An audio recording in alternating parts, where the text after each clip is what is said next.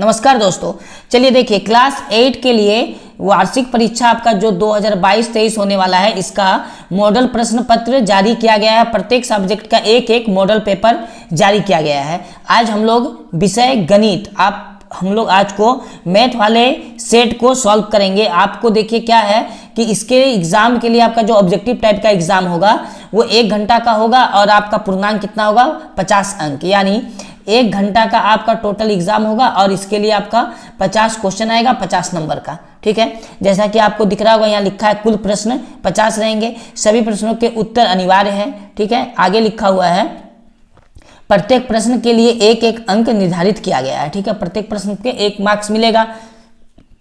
प्रत्येक प्रश्न के 4 विकल्प दिए गए हैं। सही विकल्प का चयन कीजिए। गलत उत्तर के लिए कोई अंक नहीं काटे जाएंगे, यानी आपका अगर गलत हो गया तो उसके लिए कोई नेगेटिव मार्किंग नहीं होगा। ठीक है, चलिए तो क्लास 8 के लिए आपका मॉडल पेपर जो जारी किया गया है, पहले हम लोग आज मैथ वाले सब्जेक्ट को पूरे अच्छे से देख लेते हैं।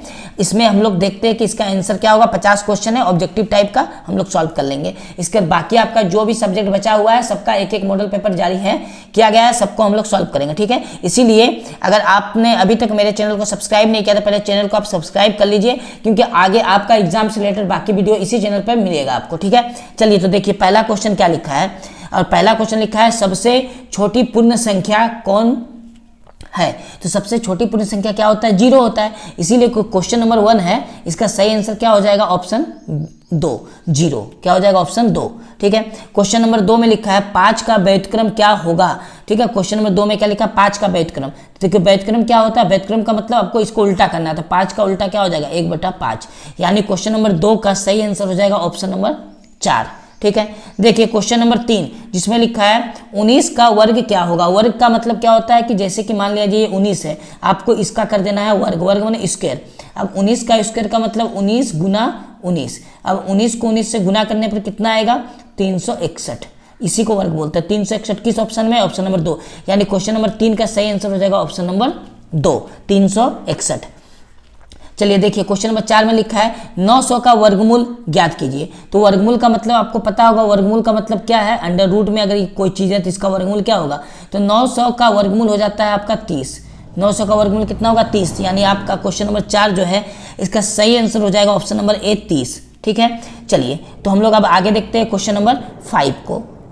देखिए क्वेश्चन नंबर 5, ठीक है, क्वेश्चन नंबर 5 में देखिए लिखा है 11 का घन कितना होगा। अब घन क्या है, जैसे कि मान लिया जाए आपको 11 दे दे और इसका घन बोले तो कुछ नहीं करना है आपको, बस 11 का पावर 3 लिख देना, 11 का क्यूब। और 11 का क्यूब को ही क्या बोलते हैं, घन, यानी 11 गुना 11 गुना 11। 11 को आपको 3 बार गुना करेंगे, 11 गुना 11 गुना 11, तो आएगा क्या, 1331। तो देखिए क्वेश्चन नंबर जो 5 है इसका सही आंसर क्या हो जाएगा, ऑप्शन नंबर 3 हो जाएगा, यानी ऑप्शन नंबर 3 में लिखा है ना 1331। तो ये हम लोग का सही आंसर था। क्लियर है यहाँ तक। चलिए क्वेश्चन नंबर 6। तो क्वेश्चन नंबर 6 में लिखा है 8/27 का घनमूल होगा। तो 8/27 का आपको क्या करना है, घनमूल करना है, यानी 8 और बटा में अगर 27 है तो इसका क्या निकालना है आपको, घनमूल। तो घनमूल क्या होता है, आपका रूट रहेगा और यहाँ पर 3 रहेगा, इसको घनमूल बोलते हैं। तो 2 8 का क्या हो जाता है, 2, 8 का पावर 2 कितना बार लिखेंगे, 3 बार, तो यानी 2/27 को क्या लिख सकते हैं, 3 का पावर 3, तो ये आ जाएगा 3, यानी 2/3 आपका सही आंसर होगा। तो क्वेश्चन नंबर जो 6 है इसका सही आंसर हो जाएगा ऑप्शन नंबर 1, 2/3। ठीक है, चलिए अब हम लोग देखते हैं क्वेश्चन नंबर 7 को। तो क्वेश्चन नंबर 7 में लिखा है 3 नहीं, क्या लिखा है क्वेश्चन नंबर 7 में 5 का पावर 3 का सही मान क्या होगा। ठीक है, तो आपका 5 का पावर कितना दिया है, 3। तो कहने का मतलब है 5 का पावर 3 का मतलब कितना हो गया, 5 कितना बार, 3 बार गुना में, 5 गुना 5 गुना 5, तो आएगा कितना, 125। ठीक है, तो 125 ऑप्शन नंबर 2 में है, यानी क्वेश्चन नंबर 7 का सही आंसर हो जाएगा ऑप्शन नंबर 2, 125। क्लियर है यहाँ तक। चलिए देखिए क्वेश्चन नंबर 8, यहाँ बोला x का पावर 0 है। किसी का पावर अगर 0 है तो उसका आंसर होगा 1। क्या होगा, 1, यानी क्वेश्चन नंबर 8 का सही आंसर हो जाएगा ऑप्शन नंबर 2, 1। किसी का भी पावर 0 हो, यानी x का पावर 0 है तो भी 1 होगा, अगर a का पावर 0 हो तो भी 1 होगा, अगर 10 का पावर 0 हो तो भी 1 होगा, 5 का पावर 0 हो तो भी 1 होगा। किसी भी नंबर का पावर हो 0 तो आंसर हमेशा 1 आता है। क्लियर है यहाँ तक। चलिए तो हम लोग क्वेश्चन नंबर अब 9 को देखते हैं। देखिए क्वेश्चन नंबर 9 में क्या लिखा है।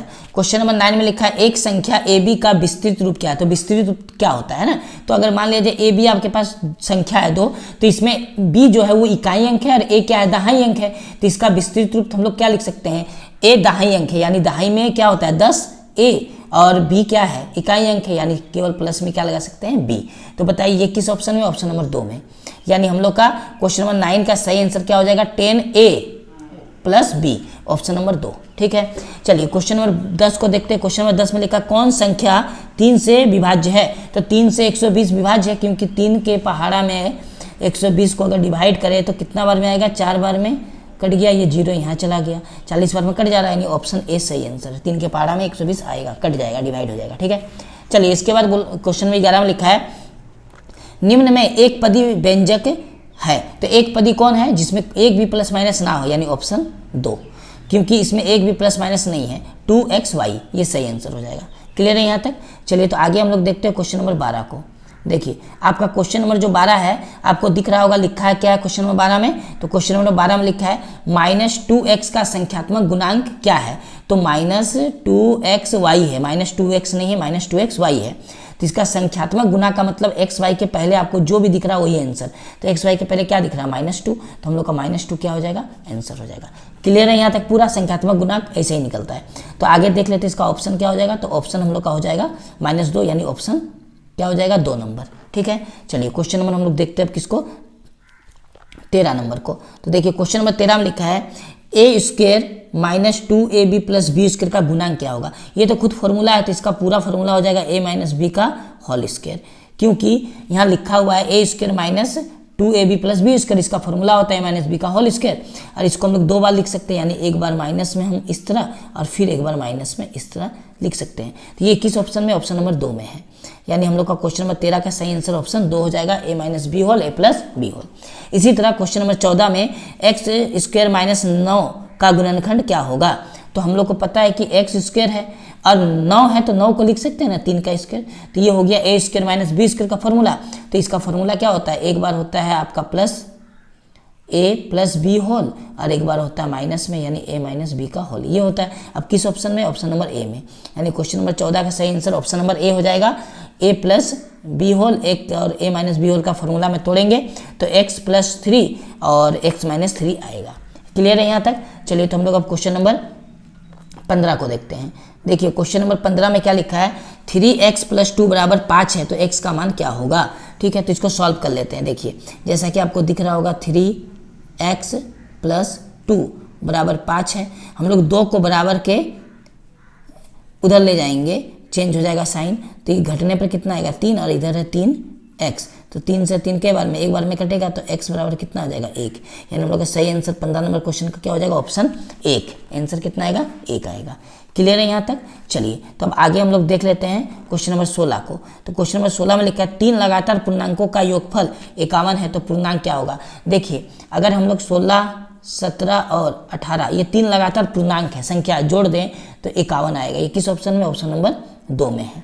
ठीक है, देखिए क्वेश्चन नंबर 17। क्वेश्चन नंबर 17 में लिखा है 40 का कितना प्रतिशत 16 है। तो हम लोग मान लेते हैं 40 का x प्रतिशत 16 है। 40 का x प्रतिशत का मतलब x/100 बराबर में कितना आ जाएगा, 16। अब हम लोग 0 से 0 कैंसिल किए, 4 से 16 4 बार में कट जाएगा, 10 से 4 को गुना करेंगे तो आएगा कितना, 40।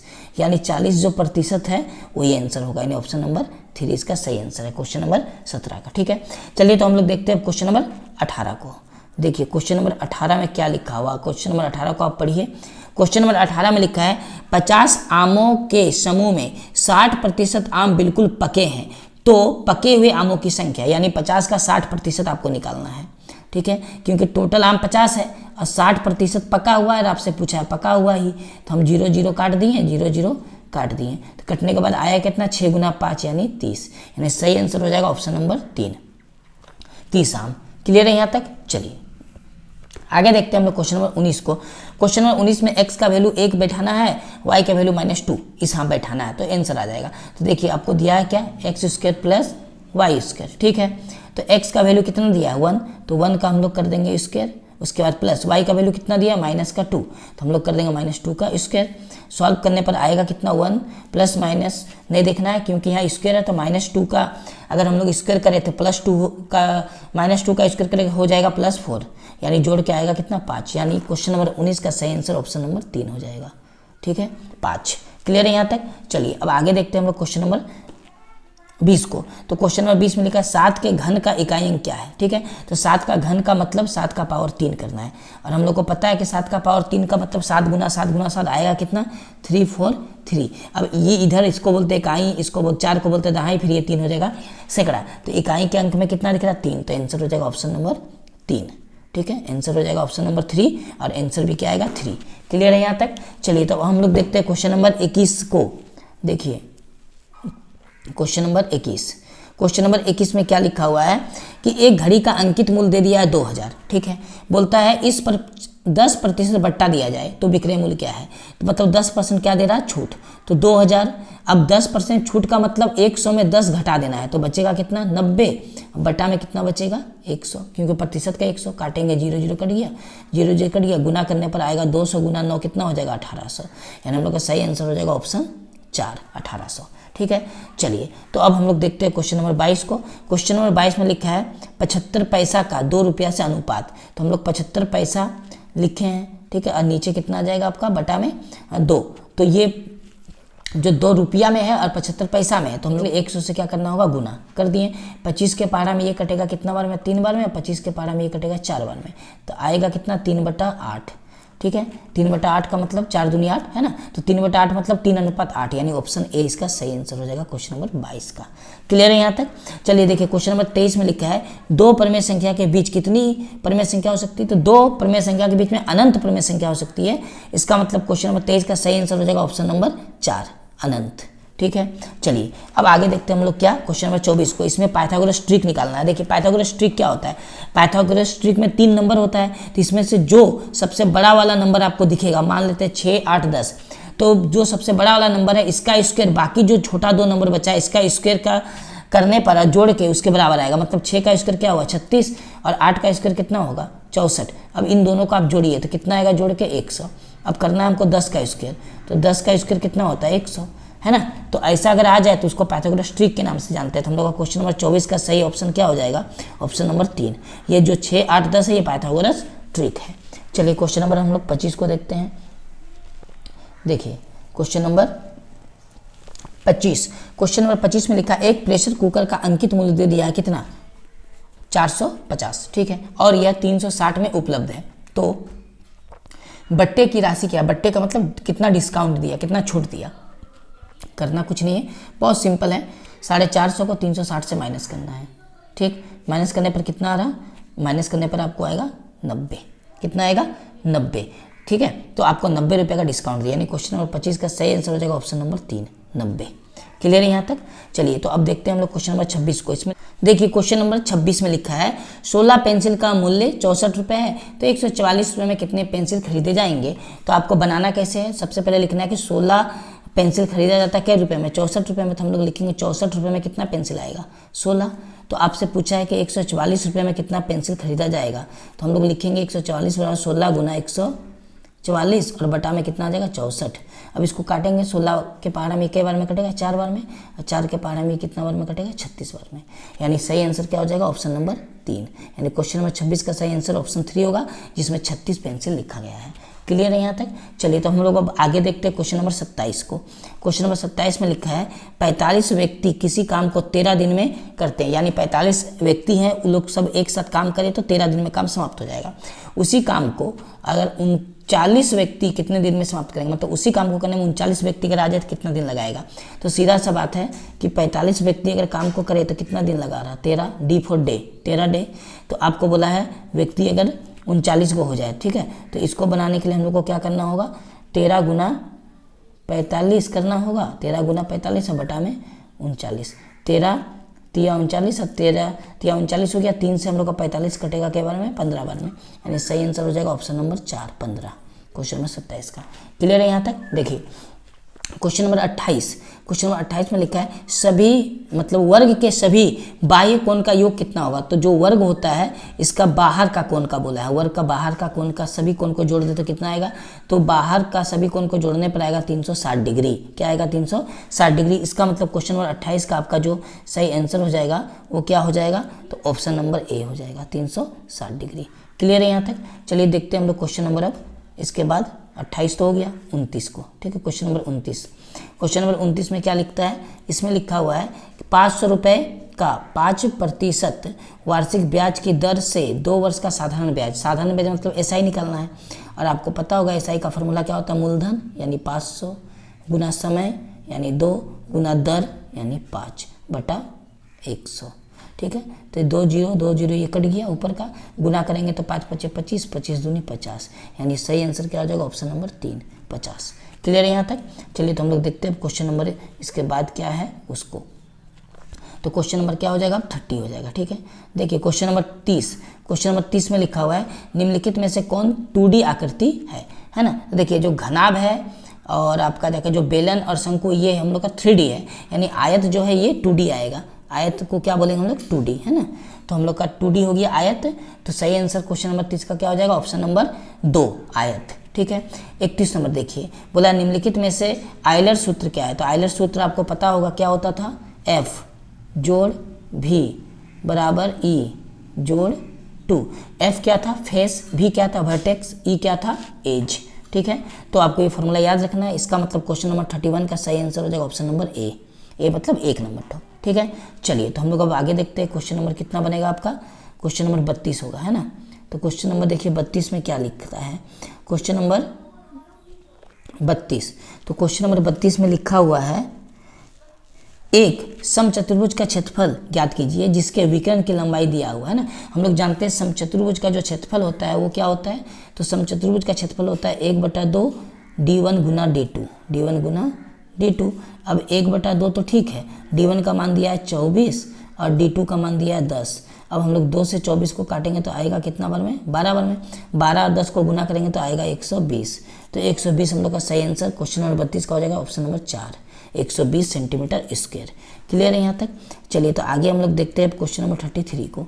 देखिए क्वेश्चन नंबर 33 में लिखा है कि यदि किसी समलंब चतुर्भुज की परिसीमाएं भुजाएं समांतर भुजाएं 6 सेमी और 8 सेमी, ये कैसा समलंब चतुर्भुज, आपको पता होगा कि समलंब चतुर्भुज कैसा होता है।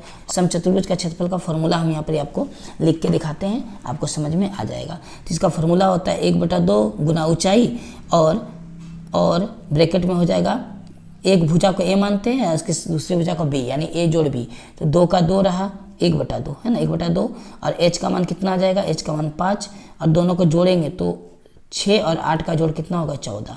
अब हम लोग क्या करेंगे, 2 से इसको काटेंगे कई बार में 7, तो 7 5 कितना आ गया 35, यानी सही आंसर हो जाएगा ऑप्शन नंबर ए 35। ठीक है, तो अब देखते हैं क्वेश्चन नंबर हम लोग 34 को। देखिए 34 में लिखा है घन का कुल पृष्ठ क्षेत्रफल क्या होगा। ये फॉर्मूला है, घन का कुल पृष्ठ क्षेत्रफल होता है 6 भुजा स्क्वायर। क्या होता है, 6 भुजा स्क्वायर। अब भुजा को चूंकि यहाँ एल माना है तो हम लोग इसको लिख सकते हैं 6l स्क्वायर, यानी सही आंसर हो जाएगा ऑप्शन नंबर 2। क्लियर है यहाँ तक। चलिए हम लोग देखते हैं क्वेश्चन नंबर 35 को। क्वेश्चन नंबर 35 पे लिखा है एक बेलन की त्रिज्या 14 सेंटीमीटर तथा ऊंचाई 10 सेंटीमीटर है, बेलन का वक्र पृष्ठ क्षेत्रफल ज्ञात कीजिए। ठीक है, तो देखिए बेलन जो होता है आपका पता होगा, आपको बेलन का स्ट्रक्चर कुछ इस टाइप से होता है ना। तो बेलन का क्या निकलने वाला है, वक्र पृष्ठ क्षेत्रफल। अब बेलन का वक्र पृष्ठ क्षेत्रफल ही क्षेत्रफल होता है, तो इसका वक्र पृष्ठ क्षेत्रफल का फॉर्मूला क्या हो जाएगा, 2πr/h। 2 का 2, पाई का मान होता है 22/7, आर का मान कितना दिया है 14, और ऊंचाई कितना है 10। इसको सॉल्व करेंगे तो 7 के पारा में कितना बार में कटेगा, 2 बार में। सबको गुना करेंगे, 2 दूनी 4, 4 दूनी 8, यानी आपको गुना करके आएगा 8 और 1 0 सेंटीमीटर स्क्वायर। अभी ये हम लोग का ऑप्शन किस में है, 3 नंबर में, यानी ऑप्शन 3 इसका सही आंसर हो जाएगा क्वेश्चन नंबर 35 का। क्लियर है यहाँ तक। चलिए तो अब हम लोग देखते हैं क्वेश्चन नंबर 36 को। क्वेश्चन नंबर 36 में लिखा है घन की भुजा 8 सेंटीमीटर है, तो घन का आयतन क्या होता है, भुजा क्यूब, यानी घन का आयतन होता है a क्यूब। अब a का मतलब ही यहाँ कितना हो गया 8, यानी 8 का पावर 3, और 8 का पावर 3 कितना होता है, तो 8 का पावर 3 आपका होता है 512। कितना होता है 512। ठीक है, तो सही आंसर क्वेश्चन नंबर 36 का क्या हो जाएगा, ऑप्शन नंबर 2। ऑप्शन नंबर 2 इसका सही आंसर हो जाएगा 512। 12। क्लियर है यहाँ तक? चलिए तो हम लोग देखते हैं क्वेश्चन नंबर 37 को। देखिए क्वेश्चन नंबर 37 में क्या लिखता है। क्वेश्चन नंबर 37 में लिखा है यदि बेलन की त्रिज्या और ऊंचाई यहाँ दिया हुआ है, ये त्रिज्या है ये ऊंचाई है, त्रिज्या 7 है और ऊंचाई 10 है, तो बेलन का आयतन ज्ञात कीजिए। ठीक है, तो बेलन का आयतन का फॉर्मूला क्या होता है? तो बेलन जो है उसका आयतन का फॉर्मूला होता है पाई आर स्क्वायर एच। ठीक है, तो हम लोग मान बैठाएंगे, पाई का मान कितना बैठाएंगे 22/7। ठीक, आर कितना दिया है 7, यानी 7 को हम लोग लिख सकते हैं 2 बार 7 गुना 7, क्योंकि 7 का स्क्वायर होता है, और ऊंचाई कितना है 10। ठीक, इसको इससे हम लोग काटे, अब गुना करेंगे तो आएगा कितना 1540। अब देखिए सेंटीमीटर क्यूब आयतन है तो क्यूब में आएगा, तो सही आंसर क्वेश्चन नंबर 37 का क्या हो जाएगा? Option number A. ठीक है, 1540 सेंटीमीटर क्यूब। क्लियर है यहाँ तक? चलिए तो क्वेश्चन नंबर हम लोग देखते हैं 38 को। देखिए क्वेश्चन नंबर 38 में लिखा है घनाभ का आयतन ज्ञात कीजिए अगर इसकी लंबाई चौड़ाई और ऊंचाई दिया है। तो घनाभ का आयतन का फॉर्मूला क्या होता है? लंबाई गुना चौड़ाई गुना ऊंचाई। तो लंबाई कितना है 6, ऊंचाई चौड़ाई कितना है 3 और ऊंचाई है 2, सबको गुना करेंगे तो आएगा कितना 36। तो 36 किस ऑप्शन में? ऑप्शन नंबर 2 में। ठीक है, तो क्वेश्चन नंबर 38 का सही आंसर हो जाएगा ऑप्शन नंबर 2, जिसका आंसर होगा 36 सेंटीमीटर नहीं है मीटर क्यूब। ठीक है, यूनिट मीटर में है तो मीटर क्यूब आएगा। क्लियर है यहाँ तक? चलिए तो हम लोग देखते हैं क्वेश्चन नंबर 39 को। क्वेश्चन नंबर 39 में लिखा है घन में कुल कितने किनारे होते हैं। ठीक है, आपको पता है ना घन कैसे बनता है? देखिए थोड़ा सा यहाँ हम बना के दिखा रहे हैं आपको घन, आप खुद से निकाल लीजिएगा इसमें कितना किनारा होता है। ठीक, ये है आपका घन, ये क्या है? एक तरह से घन है। ठीक है, तो घन में पूछा क्या है? किनारा। ये एक ही दाग होता है किनारा। तो किनारा का मतलब 1 2 3 4 5 6 7 8 9 10 11 12। तो टोटल कितना किनारा? 12। यानी क्वेश्चन नंबर 39 का सही आंसर ऑप्शन नंबर 3 हो जाएगा, जिसका आंसर क्या आएगा 12। क्लियर है यहाँ तक? चलिए तो अब क्वेश्चन देखिए 40 में लिखा है 4 का मिलान चिन्ह क्या है। तो मिलान चिन्ह हम लोग कैसे देते हैं? दाग देके, जैसे 1 2 3 4, ये 4 मिलान चिन्ह, और 5 को अगर आपको मिलान चिन्ह देना हो तो हम लोग ऐसे करके काट देते हैं। तो आपको 4 का पूछा था, तो 4 का मिलान चिन्ह क्या हो जाएगा? 4 को दाग, यानी ऑप्शन नंबर ए इसका सही आंसर हो जाएगा। क्लियर है यहाँ तक? चलिए हम लोग आगे देखते हैं क्वेश्चन नंबर 40 को। देखिए क्वेश्चन नंबर 40 में लिखा है, 40 तो हो गया, क्वेश्चन नंबर हम लोग 41 को देखेंगे 41 को। 41 में लिखा है वर्ग अंतराल 30-40 का वर्ग चिन्ह क्या है। देखिए वर्ग चिन्ह कैसे निकलता है? दोनों को जोड़ देना है। वर्ग चिन्ह निकालने का फॉर्मूला होता है दोनों को जोड़ देना है बटा 2, भागा कर देना, जोड़ के आएगा 70 बटा में 2, भागा करके आएगा 35, यानी सही आंसर ऑप्शन नंबर 4 हो जाएगा 35। ठीक है, क्वेश्चन नंबर 42 इसमें लिखा है वर्ग अंतराल 20-30 की माप क्या है। तो 20-30 की माप मतलब 20 से 30 कितना का डिफरेंस है? 10 का। तो आपको 30 और 20 को माइनस करना है, माइनस करके कितना आएगा 10, यानी सही आंसर ऑप्शन नंबर ए हो जाएगा। क्लियर है यहाँ तक? चलिए अब देखते हैं हम लोग क्वेश्चन नंबर 40 चलिए तो हम लोग देखते हैं क्वेश्चन नंबर 43 को। देखिए क्वेश्चन नंबर 43 में क्या लिखा हुआ है? तो क्वेश्चन नंबर 43 में लिखा हुआ है आंकड़ों के सबसे बड़े एवं सबसे छोटे प्रेक्षणों के अंतर को क्या कहते हैं? सबसे बड़ा और सबसे छोटा प्रेक्षणों के अध्ययन को हमेशा हम लोग परिसर के नाम से जानते हैं। किसके नाम से? परिसर। तो सही आंसर हो जाएगा क्या चीज़? ऑप्शन नंबर 4, जहाँ लिखा हुआ है परिसर। क्लियर है यहाँ तक? चलिए नेक्स्ट क्वेश्चन को देखते हैं हम लोग। देखिए क्वेश्चन नंबर 44, क्वेश्चन नंबर 44 में लिखा है वृत्त आलेख का दूसरा नाम क्या है। जो आपको वृत्तीय आलेख का मतलब इस तरह का बनता है ना आलेख, हम लोग इसका नाम क्या है? तो इसका नाम होता है पाई चार्ट। क्या होता है? Pie chart. ठीक है, यानी हम लोग का सही आंसर हो जाएगा ऑप्शन नंबर 2। क्लियर है? देखिए क्वेश्चन नंबर हम लोग अब देखते हैं 45 को। लिखा है 2 सिक्कों को एक साथ उछालने से हमें कुल कितना परिणाम प्राप्त होगा।